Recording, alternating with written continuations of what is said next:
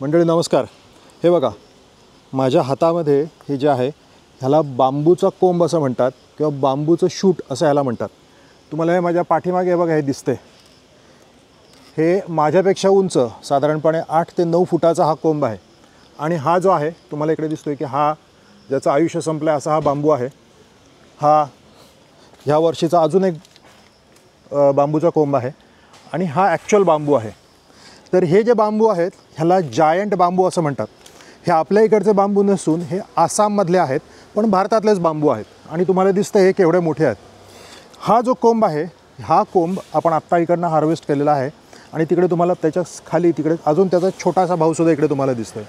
हा पण आत्ता हार्वेस्ट केलेला आहे आणि असे अनेक कोंब आपण इकडे सगुणा बागेमध्ये हार्वेस्ट करतो आणि हे कोंब घेऊन आपण ह्याच्यापासून लोणचं बनवतो. तर ह्याची काय प्रोसेस आहे मी तुम्हाला आत्ता दाखवतो. खूप इंटरेस्टिंग आहे. हा बांबू आपल्याकडे एकदम सहज असा जगणारा बांबू आहे आणि सहज म्हणजे याला पाणी भरपूर लागतं ऑफकोर्स, पण पाणी असेल तर हा खूप सहज जगणारा बांबू आहे आणि ह्याच्यापासून खूप बायोमास तयार होतो. खूप बायोमास तयार होतो. आपण बरेच वेळेला काही वेगवेगळ्या व्हिडिओमध्ये वगैरे पाहिलं असेल की बांबूपासून बांबू बिर्याणी वगैरे बनवतात किंवा बांबूच्या ह्याच्यापासून काही वेगवेगळ्या प्रकारची इन्स्ट्रुमेंट्स बनवतात. तर त्या सगळ्या वेगवेगळ्या ज्या गोष्टी आहेत ह्या सगळ्या वेगवेगळ्या गोष्टी ह्या बांबूपासून बनवता येतात. त्याचं कारण हे आहे की हा बांबू आतनं पूर्णपणे पोकळ असतो आणि त्याची जी स्किन आहे त्याची जे आतलं जे त्याचं जे आवरण आहे हे बऱ्यापैकी पातळ आहे. हे बघा इथे तुम्हाला इथे हे सगळं दिसतं आहे.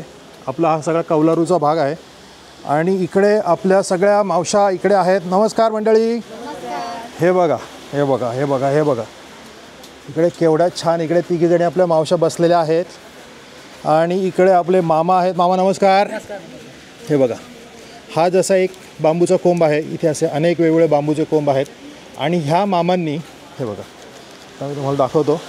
बांबूचा कोंब जो आहे हा सगळा बांबूचा कोंब पूर्णपणे असा साफ करून हे तुम्हाला दिसतं आहे सगळे साफ करून हा बघा त्याला इकडे खूप छान अशी एकदम अशी चंदेरी लवसुद्धा आहे आणि हा पूर्ण जो आहे आता हा कोंब मामा कापा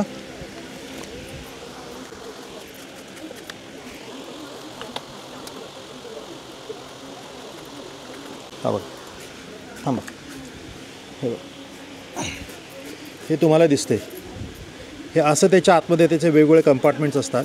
हे बेसिकली प्रत्येक पेर आहे जे आपल्या बांबूचं पेर असतं. हा जो तुम्हाला इकडे बांबू दिसतो हे जे पेर आहे ह्याला एक पेर म्हणतात. हे एक पेर आहे, हे 2 पेर आहे, हे 3 पेर आहे.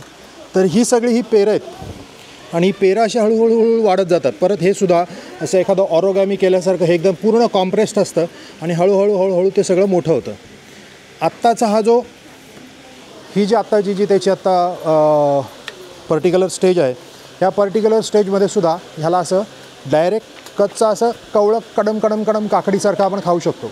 पण ह्या बांबूमध्ये सुद्धा वेगवेगळे प्रकार आहेत. काही बांबूचे जे कोंब आहेत हे अत्यंत विषारी असतात. हे मलासुद्धा माहिती नव्हतं. मी सुद्धा एकदा असंच बांबूच्या कोंबाचं लोणचं आपल्या इकडे करणार होतो. त्यावेळेला आपण ते कोंब एक घेतला आणि असं कडकड करत मी आपली गाडी ड्राईव्ह करत गेलो बदलापूरपर्यंत. तिकडे जाता रस्त्यामध्ये अगदी वांगणीपर्यंत गेल्यानंतर मला पूर्ण बेशुद्ध व्हायला झालं. मला कळत नव्हतं काय होतं.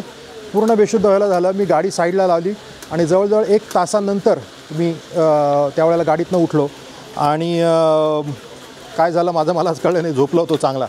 पण अशा प्रकारे ते खूप डेंजरस सिच्युएशन होती. तर बांबूचे जे कोंब असतात ते बांबूचे कोंब शिजवणं हे सुद्धा अत्यंत महत्त्वाची गोष्ट आहे.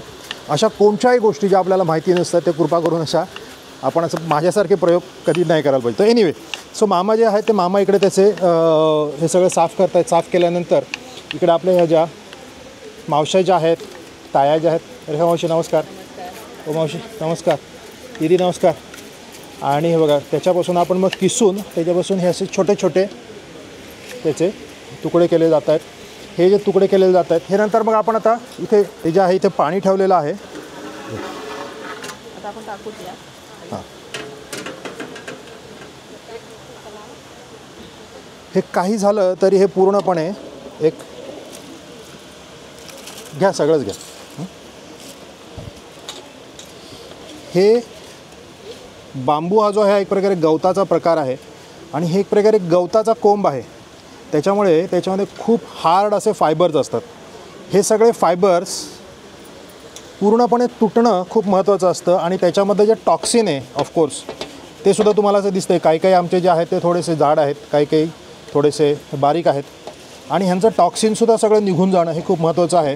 आपल्या गेल्या व्हिडिओजमध्ये तुम्ही पाहिलं असेल की आपण शेवळं किंवा आपल्या इकडचा जो जंगली सुरण आहे ते सुरणाचं सुद्धा आपण त्याला उकळून घेतो आणि त्याला राख लावतो, जेणेकरून त्याच्यामध्ये जे टॉक्सिन्स आहेत हे सगळे कमी होऊन जातात.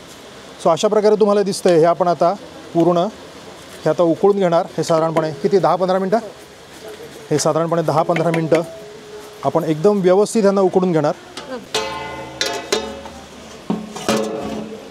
आणि उकळून घेतल्यानंतर मग आता हे आपण जे आहे ही सगळी प्रोसेस आपण इथे का करतो आहे सगळ्या माणसांसमोर. आज रविवार आहे आणि आपण सगळ्या माणसांसमोर काय करतो आहे, कारण की हे एकदम युनिक आहे. अशा प्रकारचं बांबूचं लोणचं पूर्वी कोकणामध्ये बऱ्याच घरांमध्ये आपण हे सगळं करायचो. आता हळूहळू प्रमाण कमी होत चाललेलं आहे आणि काही प्रकारची सुकट किंवा वेगवेगळ्या प्रकारचे मासे घालूनसुद्धा हे बांबूच्या कोंबाचं म्हणजे वैस घालूनसुद्धा ह्याच्यामध्ये खूप चांगलं त्याची एक भाजी तयार होते. ते पण आता प्रमाण हळूहळू कमी होत चाललेलं आहे. पण हे बांबूच्या कोंबाची खूप चांगली भाजी पण होते आणि त्याचं खूप चांगलं एकदम उत्तम असं लोणचं होतं. म्हणजे त्याचं नाव नाही एवढं सुंदर, त्याचं एकदम असं आंबट आंबट लोणचं तयार होतं. तर हे लोणचं आपण आता इकडे करणार आहोत. म्हणजे पूर्ण लोणच्याची प्रोसेस नाही करणार. हे इकडे आपण असं उकडून घेतो. उकडून घेतल्यानंतर इकडे तुम्हाला दिसतंय हे असं त्याला इकडे असं उकडून ठेवलं. आता हे जे आहे हे मी खाऊ शकतो आणि ह्याची जी चव आहे आता मी सहज माझ्या तोंडामध्ये चावून हे खाऊ शकतो. आता ह्याला फक्त फ्लेवरिंग देणं गरजेचं आहे आणि ह्याला जेवढे दिवस आपण ठेवू तेवढे दिवस ते आंबटसुद्धा होत जातं. ह्याला नुसतं जरी असं तेलामध्ये मिठामध्ये घालून ठेवलं तरीसुद्धा ते आंबट होत जातं. आणि हे आपल्यासाठी आता खूप महत्त्वाची प्रोसेस. तुम्हाला तिकडे समोर दिसतं तिथे आपले पर्यटक पण आहेत. नमस्कार. हे बघा तिथे आपले पर्यटक आहेत, ते काय कोणाचा व्हिडिओ काढताय असं बघतायत. नमस्कार. आणि ते सगळे पाहिले का? बरं छान थँक्यू. तर तुम्हाला दिसत आहेत असे आपल्या इकडे सगळे जे ग्रुप आणून बसलेले आहेत आणि महत्त्वाचं म्हणजे ते सगळं महिलांचा ग्रुप आहे ना, त्याच्यामुळे आपल्यासाठी खूप महत्त्वाचं आहे की ते येऊन ते हे सगळे असे वेगवेगळे प्रोसेस बघतात आणि अशी विशेष वेगळी युनिक प्रोसेस बघितल्यामुळे त्यांना आत्तापासूनच हा जो प्रॉडक्ट आहे ह्याच्याविषयी थोडीशी उत्कंठा वाढते आणि आपल्या 4 बाटल्या आज जास्त विक्री होतात. तर अशा प्रकारे हे खूप छान आणि युनिक गोष्ट आहे. मंडळी, तुम्ही कधी सगुणा बागेमध्ये आलात तर अशा वेगवेगळ्या गोष्टी आपण दाखवण्याचा आणि करण्याचा आणि वेगवेगळी प्रॉडक्ट ही जी आहेत ही सगळे आपले ऑफकोर्स वेगवेगळ्या दुकानांमध्ये म्हणजे डोंबिवली, ठाणे आणि दादरची आपली दुकानं आणि नेरळला आपलं आहेच ऑफकोर्स. अशा सगळ्या ठिकाणी आपल्याजवळ 400 अशी ग्रामीण प्रॉडक्ट आपली इकडे बनवलेली आहेत आणि ती सगळी तुम्ही बरेचसे जणं घेतात, त्याचा आस्वाद घेतच आहात आणि अजूनसुद्धा तुम्ही त्याच्यामध्ये पुढे आम्हाला, तुम्ही आत्तापर्यंत कधी गेला नसेल तर नक्की तिकडे जाऊन तुम्ही एकदा ट्राय करून बघा. धन्यवाद. सगुणा बाग, शेतकऱ्यांना प्रतिष्ठेचा मार्ग दाखवणारं भारतातील सर्वप्रथम कृषी पर्यटन केंद्र.